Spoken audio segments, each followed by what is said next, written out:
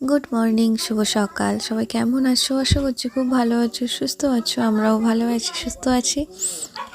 তো আজ বহুদিন হয়ে গেল আমি ভিডিও দিচ্ছি না, কারণ আমার দাদার বিয়ে ছিল, তো সেই জন্য আর কি ভিডিও ঠিকঠাক দেওয়া হয়নি। আমরা কলকাতা থেকে বাড়িতেও চলে এসেছি, সেগুলো কিছুই আপডেট দেওয়া হয়নি, কারণ মেয়েকে নিয়ে ব্যস্ত। আর তো বিয়ের মানে একটা ঝামেলার মধ্যে তো তো দেওয়া হয়নি। তো সেসব ভিডিও পরে আসছে, তখন তোমরা দেখে নিও। তো আজকের ভিডিওটা হচ্ছে তো বাড়িতে আসার আগেই ভিডিও করেছিলাম, তো সেগুলোই এখন আমি তোমাদের কাছে আপডেট দিচ্ছি। লোকে বলে যে কলকাতায় নাকি খাওয়া ঘুম ছাড়ার কিছুই নেই, আমরা নাকি কিছুই করি না। তো কি করি না করি সেটাই আজকে তোমাদের দেখাবো, যে কলকাতায় একটা বাচ্চাকে নিয়ে একা মায়ের কি নাজেহাল হতে হয় সেটাই আজকে আমি তোমাদের দেখাবো। দূরে থেকে অনেক কথা বলা যায়, যখন সেই পরিস্থিতিটার মধ্যে সেই পরিস্থিতিটাকে ফেস করতে হয় না, তখন দম বেরিয়ে যায়, তখন বুঝবে কত ধানে কত চাল। সেটাই তোমাদের আজকে দেখাচ্ছি আমি। মেয়ের জন্য এখন খাবার দাবার করে নিয়ে চলে এসেছি। ওর জন্য হচ্ছে ওর জন্য চিড়ে সেদ্ধ করে নিয়ে এসেছি। সকালবেলা একটু চিড়ে সেদ্ধ খাই, তো চিড়ে সেদ্ধ খাওয়াবো। তো দেখছিলাম যে গলায় যে কাপড় দেবো, সেই কাপড়টা আমি খুঁজে পাচ্ছি না। লাস্টে আবার একটা কাপড় নিয়ে সেটাকে মাঝখান থেকে কেটে নিলাম, আর এবারে ওটাকেও গলায় দেবো, দিয়ে আর খাওয়াবো। তো কীরকম পা ছটকাচ্ছে দেখো না। খাওয়ার শুধু সিনটা তোমাদের দেখাবো বলে আজকে ভিডিওটা করছি। খাওয়ার সময় আমি বেশিরভাগ টাইম ভিডিও করি না, তো তোমাদের দেখাবো বলে আমি তো ভিডিওটা করছি। আর একবার এক করে গালে দেবো, পা দুমদুম করে মারবে। এক চামচ করে গালে দেবো, দেখো পা দুমদুম করে মারবে। মানে এরকম করে কে খায়, এরকম করে কে খায়? এটাকে আমার মেয়ে খায়। এক চামচ দেবো, পা খালি তিরবির তিরবির তিরবির করে ছটকাবে, দেখো খালি তিরবির করছে। এবারে ও যখন খায় তখন ও যে ফোনে একটু গান চালিয়ে দিলে, মুখে গান করলে খায়, না হলে ও যে খালি এদিক ওদিক করে, এটা ধরে টানে ওটা ধরে টানে, মেয়েকে এদিক যাবে ওদিক যাবে, খেতে চায় না। আর আমি যদি একটু মুখে গান করি বা একটু ফোনে একটু গান চালিয়ে দিয়ে খায়। তো আর আজকে হচ্ছে ও হচ্ছে খাওয়াচ্ছিলাম, হঠাৎ দেখছি ও খালি পাটা নিয়ে ছটকা জল নাচে। ভিডিওটা করে তোমাদের দেখাই যে কী করে শুধু খাওয়ার সময়। আর ওকে হচ্ছে আমি তো খাওয়ার সময় তেমন জোর করি না, যেটুকু খাই সেটুকুই খায়। আর যতটুকু না খেতে চায় মানে ও একটুখানি খাওয়ার পর যখন ওর পেট ভরে যায় না, ও খালি ওয়াক তোলে, আৎকার করে, তো তখন ওকে আমি আর খাওয়াই না। আর যখন দেখছি যে খাচ্ছে খায়, আর যদি দেখছি যে না জোর করলে ও খাচ্ছে না, আৎকার করছে, তখন আর খাওয়াই না। কারণ হচ্ছে বেশি জোর করলেও ওই আৎকার করতে করতে না বমি করে দেয়, সেই জন্য আর খায় না। দেখো ও গালে দিচ্ছিলাম। আর সকালবেলা ওর পাপা হচ্ছে ডিউটিতে চলে গেছে, আর আমি ওকে খাইয়ে দিচ্ছি। আর সকালবেলা রান্নাবান্না সব কিছু কমপ্লিট হয়ে গেছে আমার, আর এদিকে গালে দিচ্ছি, আর ওদিকে ফোন চালিয়ে দিয়েছি না, সেটা দেখছে। আর এমন বদমাশ তো, মুখ খুলবে না, মুখ বন্ধ করে রাখবে। দেখো চারিদিক থেকে মুখ থেকে বের করে কি করছে, পুরো একদম যা তা করছে। এই জন্যই গলায় কাপড়টা দেওয়া, না হলে সব একদম জামাটা ভর্তি করে দিত। আর গলায় লালাপোষটা দিয়ে যে খাওয়াবো, কি লালাপোষের হয় না, কাপড়ই দিতে হয়। গলার এই ফাঁক থেকে, এখান থেকে ওখান থেকে সেখান থেকে সব ভেতরে চলে যায় লালাপোষ দিলে, কাপড় দিলে আর হয় না। আর দেখো যখন এবারে মাঝে মাঝে আঁতকার করছে, তো আমি ভাবছি আর একটুখানি খাবার আছে সেটুকু দেবো। দেখি ও এত বদমাইশ, তো মানে একটুখানি খাওয়ার পরে খালি ওয়াক তুলছে। তো এবার আমি কি করবো, আর হেরে ফেরে না পেরে মুখে একটু গান করছি, আর অল্প অল্প করে দিচ্ছি, আর দিচ্ছি না। আর ওয়াক করে আঁতকার করছি। হাফ বাটি করেছি, তাও হয়তো করিনি। আর এদিকে দেখো আঁতকার করে পাগল হচ্ছে, সেই জন্য আমি আর দিচ্ছি না। ভাবলাম যেটুকু খেয়েছে সেটুকুই বের করে দেবে, আমার এত কষ্ট করে খাওয়ানোটা পুরো বেকার হয়ে যাবে।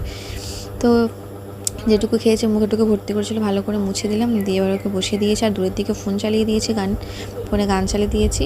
তো সেই জন্য হচ্ছে ও সেটাকে দেখছে। আর এই যে এইটুকুনি খেয়েছে, তবে জ্বালাতনটা করছে শুধু আমাকে। দেখো আজকে আমি নর্মালি ভয়েসে না কথা বলে আর পারলাম না। আমি চার বিস্কিট খাচ্ছি, ওর খেতে হবে, ঠিক আছে? আমি যে কটা বিস্কিট, সব কটা বিস্কিট তো নষ্ট করছে। আর কি দেখো, যে বিস্কুট তো খেয়েইছে, দেখো পুরো বমি করে, দেখো কি করেছে, দেখো বিছানা টিছানা দেখছো। দেখো এইভাবে মানুষকে জ্বালাতন করে মানুষ, এইভাবে।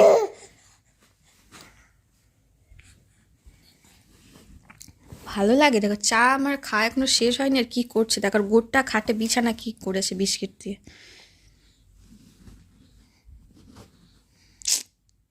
ভালো লাগে না, আমি যেমন কাচাকুচি করতে পারছি না, হাতে ব্যথা, তার উপর মানে যাচ্ছে তাই করছে, ভালো লাগছে না আমার একদম। দেখি খোল।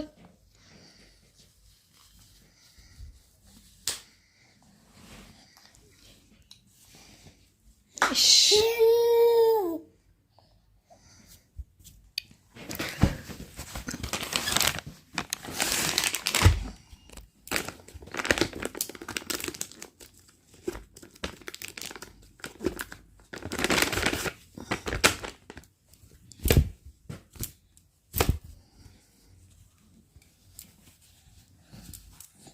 দেখি এদিকে তাকাও, এদিকে তাকাই দেখি মাম্মা, আমি এদিকে দেখি।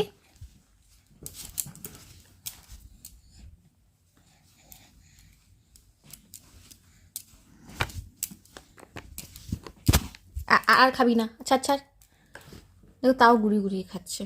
এমন মানে বিরক্তিকর করে দিচ্ছে, আমাকে ভালো লাগছে না, জীবন পুরো অতিষ্ঠ হয়ে যাচ্ছে। খেতে পারবেন? দেখো সব বিস্কিটগুলো কী করছে, কম্বলে টম্বলে সব ভর্তি করে। দেখো আমি যে কটা বিস্কিট নিয়েছি সবগুলো এরকম কেটেছে, সবগুলো এরকম কেটেছে ইঁদুরের মতো। এটা তুই খাচ্ছিস কেন? তো অবশেষে অনেক কষ্ট করে মেয়েকে ঘুম পাড়িয়ে দিলাম। আর এখন হয়ে গেছে কটা বাজে, এখন প্রায় সন্ধ্যা মতো হয়ে গেছে, প্রায় সন্ধ্যা না, 6টা 7টা প্রায় এরকম বেজে গেছে।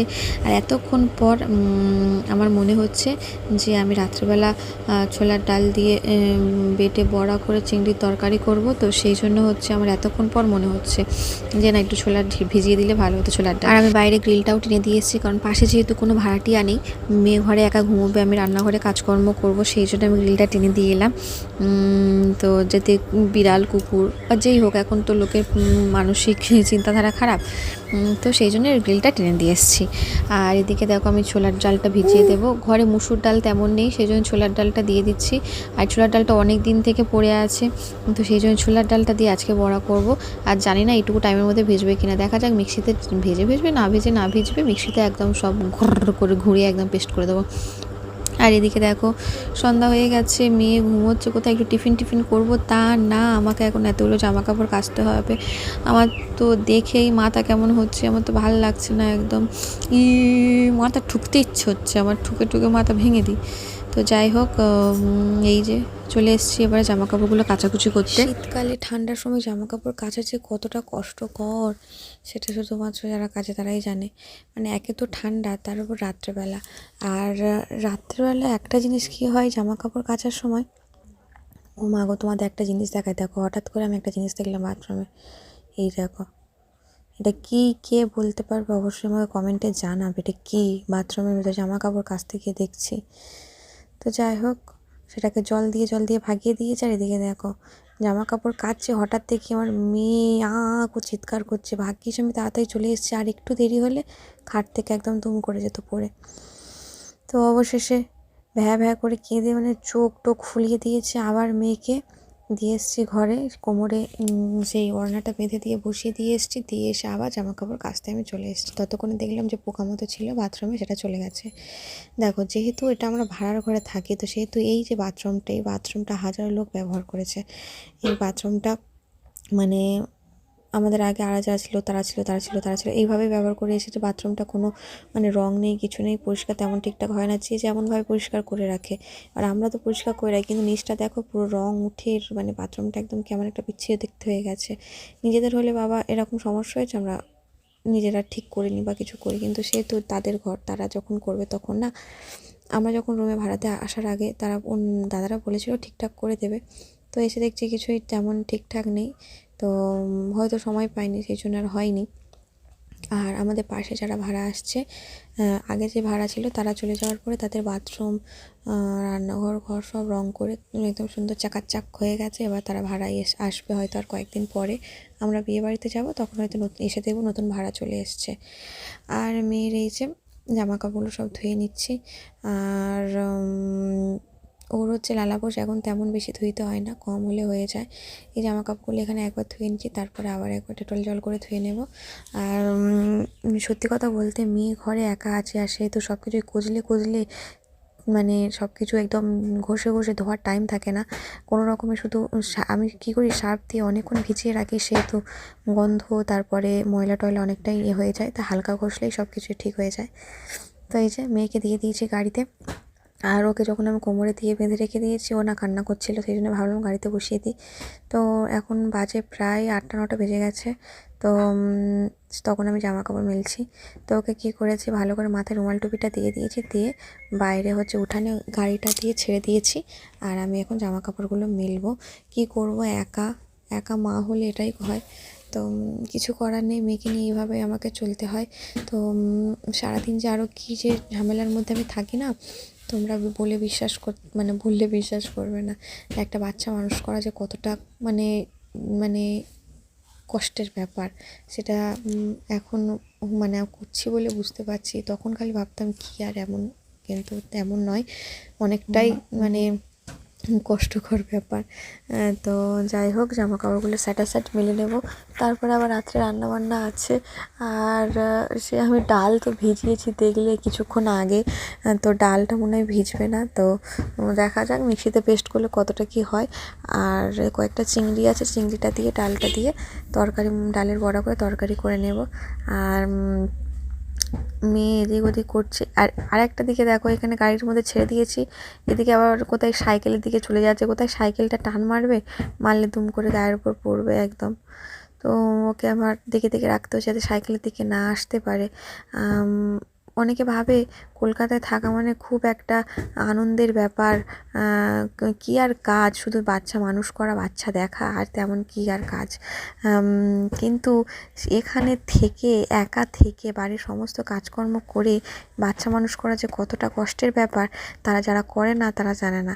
অনেকে এটাই ভাবে যে কলকাতায় কোনো কাজ নেই, শুয়ে বসে থাকা আর একটা বাচ্চাকে সারাদিন দেখা কী এমন কাজের ব্যাপার, না? সেটা যারা এসে দেখে তারাই জানে। তো যাই হোক, মেয়ের বাবা চলে এসছে। আর দেখো, একই খেলনা নিয়ে মেয়ে বোর হয়ে যাচ্ছে, সেই জন্য মেয়ের জন্য আবার নতুন খেলনা নিয়ে আসা হয়েছে। আর দু প্যাকেট খেলনা নিয়ে এসেছে ওর বাবা ওর জন্য। তো একটাতে অনেক রকমের এরকম ঝুনঝুনি টাইপের আছে, আর একটাতে আছে নরম নরম, এই যে হাঁস পাখি মাছ এইসব, সেগুলো পিক করে বাজে। আর এই যে খেলনাগুলো মেয়ে খেলবে কি, তার আগে মেয়ের মা খেলে পাগল। ওর খেলনাগুলো এত কিউট, এত সুন্দর। তো আমার এত ভালো লাগছে, তো আমিই তো প্রথমে একটু বাজিয়ে নিলাম। আর মেয়ে দেখো নতুন খেলনা নিয়ে খেলা শুরু করে দিয়েছে। আর ওর হচ্ছে যে পুরোনো খেলনাগুলো অনেক দিন আগে কেনা হয়েছে। আমরা ফার্স্ট যখন মেয়েকে নিয়ে কলকাতায় এসেছিলাম তখন হচ্ছে এই খেলনাগুলো কেনা হয়েছিল। তো সেই জন্য ওর পাপা বলছে যে না, অনেক দিন হয়ে গেছে, ওর জন্য খেলনা কিছু কেনা হয়নি, তো এবার ওর জন্য কয়েকটা খেলনা নিয়ে আসি। তো আর এই যে নরম হাঁস পিক করে বাজবে, মাছ অনেক রকমের আছে ওর মধ্যে, পেঙ্গুইন, আরও অনেক কিছু, বিড়াল, কুকুর, ছাগল, হাতি, ঘোড়া নেই, হাতি আছে, গরু, এইসব অনেক কিছু আছে, আমার এখন মনে পড়ছে না। তো খুব সুন্দর, যেহেতু সব কিছু গালে দেয় সেহেতু ওটা ভালো হবে, বেশ নরম দাঁতে ফাতে লেগে যাবে না, ভালো করে সব কিছু মুছিয়ে দেওয়া হয় সব সময় ওকে সব খেলনা। এদিকে দেখ আমাদের খাওয়া দাওয়া হয়ে গেছে, খাওয়ার প্লাস্টিক সব গুঁড়িয়ে দিয়েছি, এবারে মেয়ের খেলনাগুলো সব গুঁড়িয়ে নিচ্ছি। এত খেলনা ঝুড়িতে মনে হয় আর ধরবে না, যা হোক আগে ধরতো, এখন আর ঝুড়িতে ধরবে না, এত খেলনাগুলো হয়ে গেছে। ওর জন্য মনে হয় একটা বড় বক্স করতে হবে খেলনা, বা একটা বড় চেন দেওয়া ব্যাগ করতে হবে, যার মধ্যে পোকা টোকা ঢুকতে পারবে না, খেলনাগুলো ঢুকিয়ে দেবো, চেন মেরে দেবো, ব্যাস থাকবে, আবার পরের দিন বের করবো না। ঝুড়িতে থাকলে পোকামাকড় বেরিয়ে যাওয়ার সম্ভাবনা থাকে। আর রোজ হচ্ছে এটা আমার কাজ, সকাল দিনে 10-12 খেলনাগুলো খেলাতে হয়, খেলনাগুলো গুড়াতে হয়, খেলনাগুলো গুড়াতে হয়। এদিকে আমি খেলনা গুছাচ্ছি, কিন্তু আমার মেয়ের ওদিকে তর্স হয়েছে না, ও আবার ছুটে চলে আসছে ঝুড়ি থেকে খেলনাগুলো ঢালবে বলে। তো এই যে এগুলো হচ্ছে ওই ঝুড়ির মধ্যে থাকতো, কিন্তু ঝুড়ির মধ্যে আর এগুলো ধরছে না, সেই জন্য কী করেছি, জানালার কাছে রেখে দিচ্ছি, আর শুধু খেলনাগুলো ঝুড়িতে রেখে দিচ্ছি। আর ধরছে না খেলনা, আবার কদিন পরে কত হয়ে যাবে, তখন মনে হয় একটা বড় বক্স করতে হবে। তো যাই হোক, এবারে বিছানা করে তারপরে শুয়ে পড়েছি। আর এদিকে মেয়ে ঘুমিয়ে পড়েছে, হঠাৎ করে আমার পেটের সমস্যা দেখা দিয়েছে, তাই তোমাদের দাদাভাই আমার জন্য একটা ওআরএস এনে দিয়েছে, সেটা খাচ্ছি। আর যেটা গুঁড়ো ওআরএস আছে সেটা কালকে জলে গুলে খেয়ে নেব। তো আজকে ভিডিওটা এই পর্যন্তই, আবার দেখা হচ্ছে নতুন একটা ভিডিওতে। সবাই সাথে থাকবে, চ্যানেলটাকে সাবস্ক্রাইব করে দেবে। টাটা, সবাই ভালো থাকবে। কদিন পরে গ্রামে যাচ্ছি, সেখানে ব্লগগুলো দেওয়ার চেষ্টা করব, তো সাবস্ক্রাইব করে রাখো দেখার জন্য।